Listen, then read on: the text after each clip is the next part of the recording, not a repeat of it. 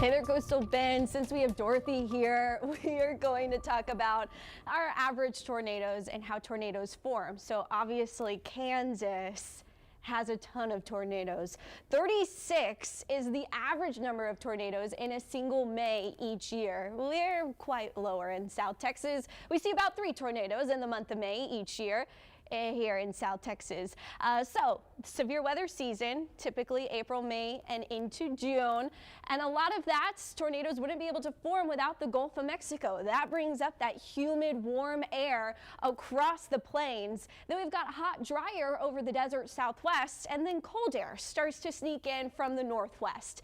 This is what those frontal boundaries are separating. So you've got a cold front, a dry line. Those are 2 of the main boundaries that tornadoes tend to form on. And here's why. We've got that cold air coming out of the north and that warm, moist air coming out of the south. That creates convergence and allows thunderstorms to develop along the boundary. Similar story along a dry line, that's separating dry, warm air from the moist, warm air, and you get convergence along that dry line as well. That is known as lift, one of the key ingredients in thunderstorms and tornado development. But we also need shear, instability, and moisture. That moisture, of course, coming from the Gulf of Mexico. Now, shear is those surface winds and upper level winds moving at different speeds. That creates a rotating column of air. Then we get the lift that helps produce that thunderstorm updraft. It makes that rotating column of air begin to stretch, and then we get that rotating updraft that is where our wall cloud develops, and then eventually that rotating column of air continues downward,